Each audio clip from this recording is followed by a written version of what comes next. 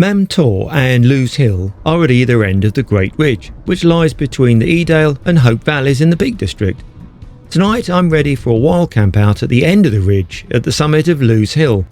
The forecast is for good weather tonight, so I'm hoping for some impressive views along the Great Ridge. I'm Warren Brand. Stick with me during this video so you too can savour the views along the way. The view I had towards the ridge has Lewes Hill on the right.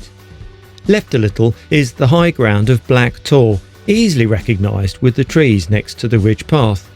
Then there's Hollins Cross, and along to Mam Tor on the left end of the ridge. So, through the gate and up the path begins my trek along this lovely ridge. The cement works is often visible in views over Castleton, and here the white buildings and tall chimney is clearly seen in the late afternoon sun. Up on the ridge, joining at Hollins Cross, the path is mostly paved with slabs. This is a very popular route for family walkers up from Castleton. Views were clear to the left over Edale and right over Castleton, all the way round. I love this walk. I've been here so many times over the years, but until this evening, not stayed out on top. I'm looking forward to pitching my tent and enjoying a peaceful evening out on Lewes Hill.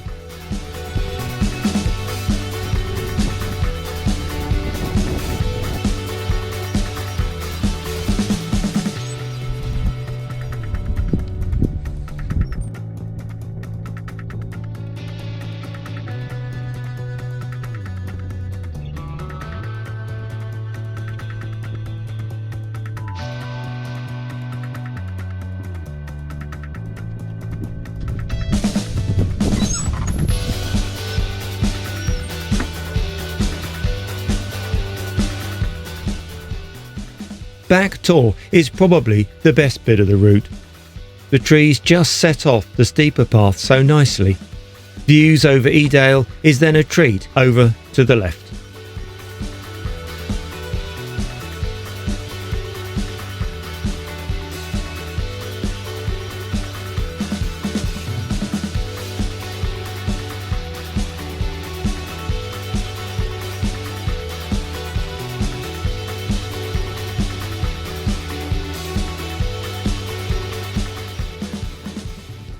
And then, right at the end, marked by the bronze roundel, Lewes Hill gives a great vantage point for all the views around from Edale, over Hope and around to Castleton.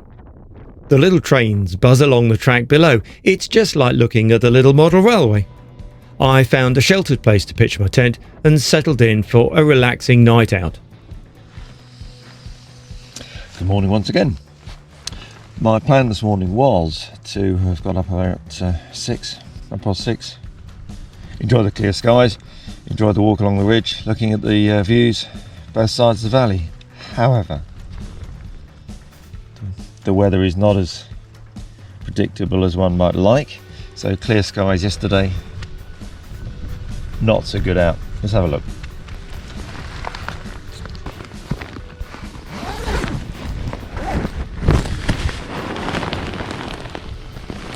Low cloud, mist, murk, wind, but no rain.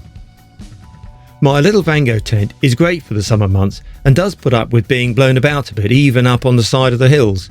In the morning, all packed away, the only trace of my overnight stay was a little patch of flat grass. The views in the morning, though, were rubbish. Visibility was no better than about 50 metres, so I'm pleased I shot some video in the evening sunshine yesterday. Peaceful, even with the moderate winds. At 7:30 in the morning, the day trippers had not yet ventured out. I had the ridge path to myself, at least for the time being.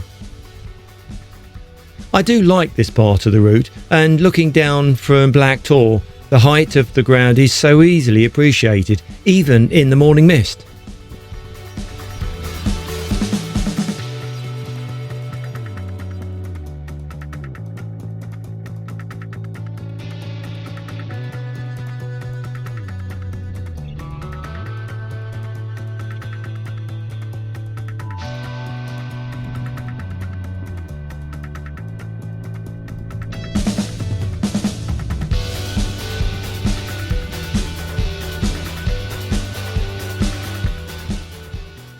Back at Hollins Cross, I looked more closely at the bronze plaque, which is there in commemoration of Tom Haight, who was a local rambler.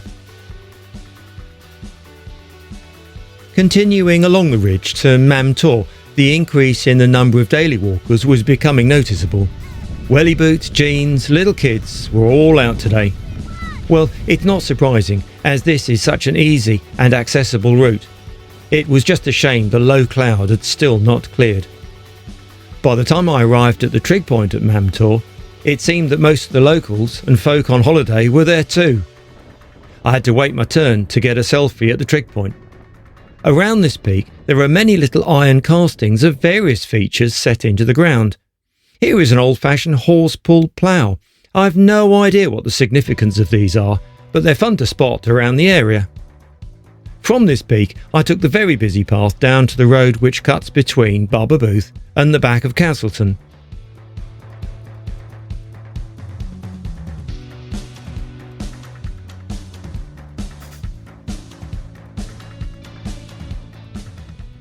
Turning left along an open path to find the old road, I made sure I didn't disturb the bulls in the field as I cut through.